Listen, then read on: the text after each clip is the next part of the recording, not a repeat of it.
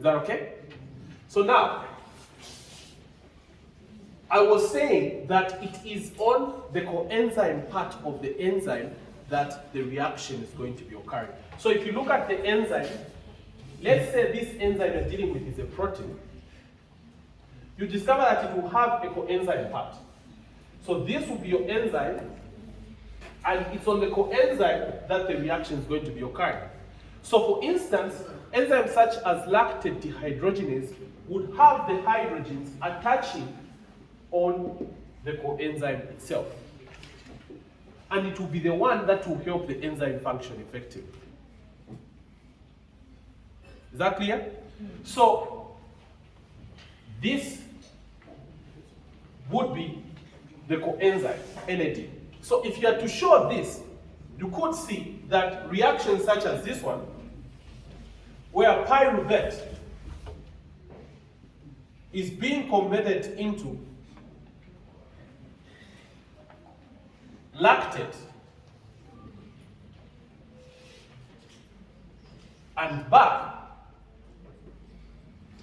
this reaction uses the coenzyme NAD.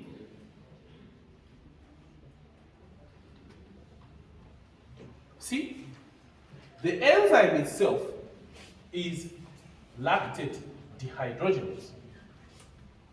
You see what I'm saying? It's actually on the coenzyme, which is part of the enzyme, that the hydrogens are. Then this hydrogen and that hydrogen attach to the keto group of pyruvate. Pyruvate, lactate. When they attach there, they form the lactate. In the reverse reaction, this hydrogen and that hydrogen is going to be abstracted. They will attach on the NAD, thereby producing NADH. And you already see that the lactate, which comes in reduced, is ultimately being oxidized. The NAD, which comes in oxidized, is ultimately reduced. So the NAD is the oxidant. Comes reduced. The lactate is the reductant. Becomes oxidized. Do you get what I'm saying? No. Guys, this is an oxidation reduction reaction. You guys defined oxidation as a loss of hydrogen, right? So this is oxidation by virtue of losing hydrogen. That hydrogen and that hydrogen has been lost from lactate and has attached on NAD. At the end of the day, lactate has been oxidized because it has lost hydrogens. NAD has been reduced because it has obtained hydrogens. Therefore, NAD, which was initially oxidized and has become reduced, is the oxidant. It's bringing about oxidation. Lactate, which was initially reduced, has become oxidized, is a reductant, bringing about reduction. This is one form of oxidation. And you see that while oxidation is happening, reduction is also happening. Is this okay? Yes, fine. Yes, all right. So the name of the enzyme is lactate dehydrogenase. And I can tell you that there are so many reactions that we can cite where such kind of reaction is going to be occurring. The conversion of isocitrate in the TCA cycle, which you have learned, right? In the TCA cycle, as isocitrate is being converted into alpha-ketoglutarate, that is an example of an oxidation reduction reaction. The enzyme isocitrate dehydrogenase uses NAD as the coenzyme. Alpha-ketoglutarate dehydrogenase, this is what we were referring to in the initial examples we were giving. You get what I'm saying? So now, Because there are so many enzymes that would use NAD as their coenzyme, these enzymes are simply referred to as NAD-linked dehydrogenases. NAD-linked or NADH-linked dehydrogenases. Linked in that they are linked to NAD, they work with NAD as their coenzyme. Is that okay? So it will be the lactate dehydrogenase, pyruvate dehydrogenase, citrate dehydrogenase, malate dehydrogenase. These enzymes all use NAD as their coenzyme. Now, from these enzymes, what is going to happen is that they will actually oxidize a reduced substrate. And because there are many, what happens is that we don't write the name of the substrate in the reaction of the electron transport chain. We just say you have a reduced substrate, such as lactate. Then this reduced substrate is going to be oxidized by an NAD-linked dehydrogenase, such as lactate dehydrogenase. And it is on the oxidized NAD that these hydrogens would move from there attached to this, so that ultimately you have a product which is oxidized, such as a pyruvate from the reaction I had shown. Now, we haven't specified lactate and pyruvate because we know it can be any NAD-linked dehydrogenase that would carry out a reaction in such a manner. And we can easily show that if people demand. Do we demand we show such? Some more reactions where this is working like this? You like to see some? Yes. Okay. So there is this reaction here where you have, this is oxaloacetate, the last reaction of the CCA side. As oxaloacetate is being converted into malate, maybe this will be like the reverse. You would see that there will be NADH+, NAD plus produced, and this will attach there, and you will ultimately have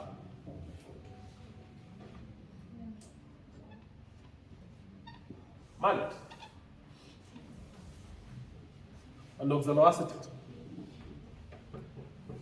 Hydrogens from there and there, attaching there to produce that. You see? So this reaction produces NADH in itself when you face it from the other way. Hydrogen from there and there abstracted, attached there, and produces NADH. And this is the NADH we are putting there. Is that clear? Remember, this is a reversible reaction. So it can go in that direction or that direction. So as it's coming back, hydrogen will be abstracted from there and there and produces NADH. The same thing for alpha-ketoglutarate. The same thing for things like isocitrate dehydrogenase. However, isocitrate dehydrogenase also has a carbon dioxide coming off. It's an oxidative decarboxylation reaction. But just to make it easier, this is an example of that.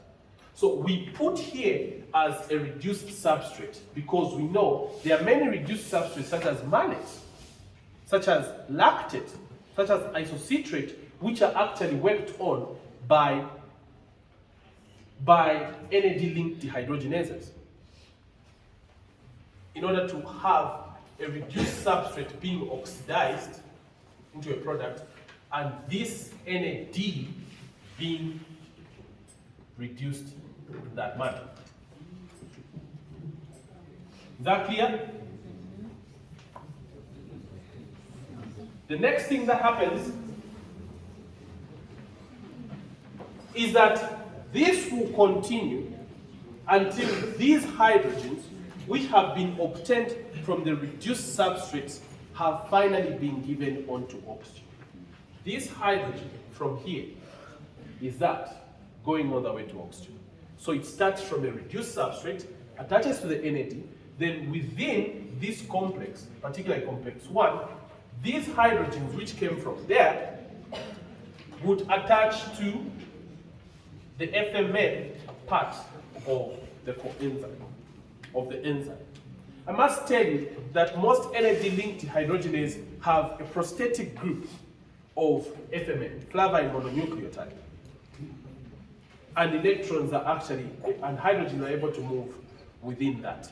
You also have to know that these enzymes also have what we call an ion sulfur center in them, and it also facilitates with the movement of electrons.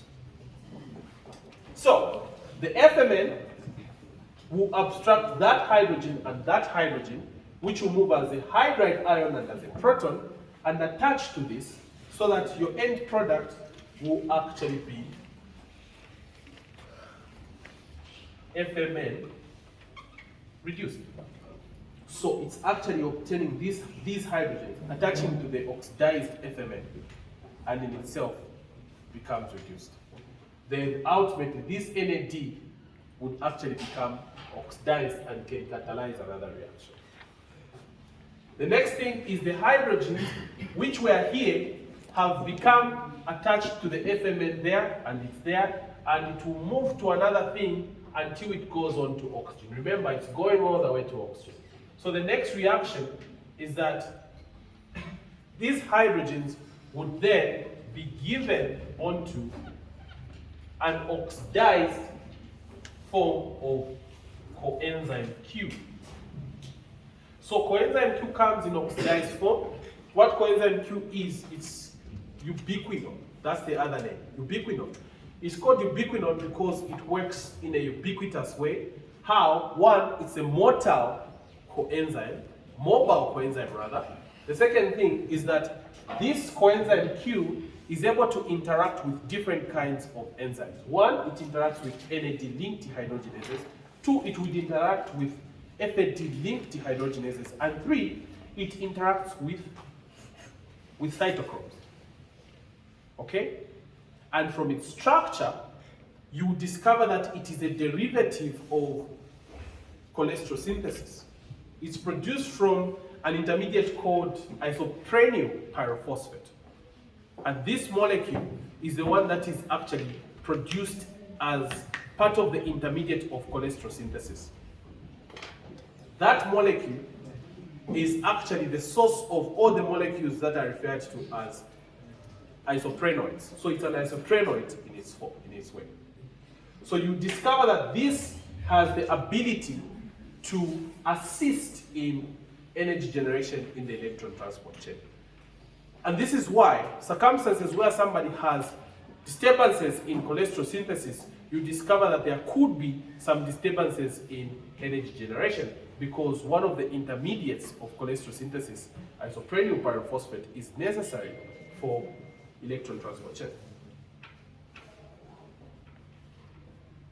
Is that okay?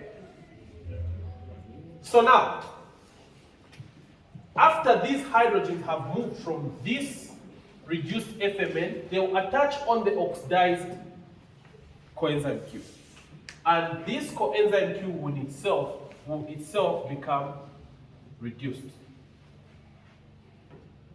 The next thing is that the coenzyme Q will then transfer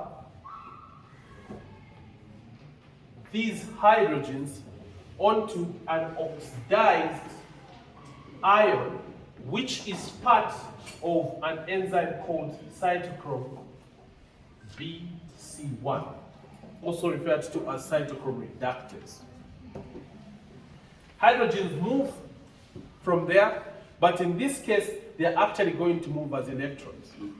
And what will happen is that the ion, which is part of the ion sulfur center of cytochrome BC1, will actually be reduced because there will be a reduction in the oxidation number. It will change from Fe3+, which is the ferric state, into Fe2+, the ferrous state.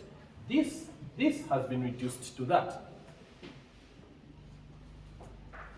I'll be pleased to tell you that cytochromes, especially cytochrome enzymes, they will have a section which will have an ion in the center. They will be very similar in structure to the structure of hemoglobin.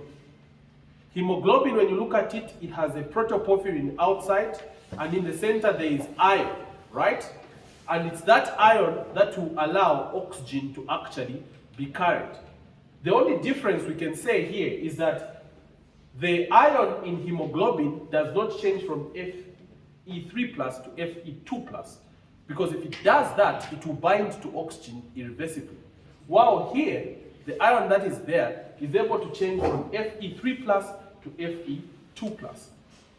And I should also tell you that this change will lead to a color change. And it's because certain fat, for example, the brown adipose tissue, is rich in mitochondria, where such reactions are occurring and there is a change in color. The brown adipose tissue tends to have a darker color line than the white adipose tissue, which has fewer mitochondria. This reaction leads to a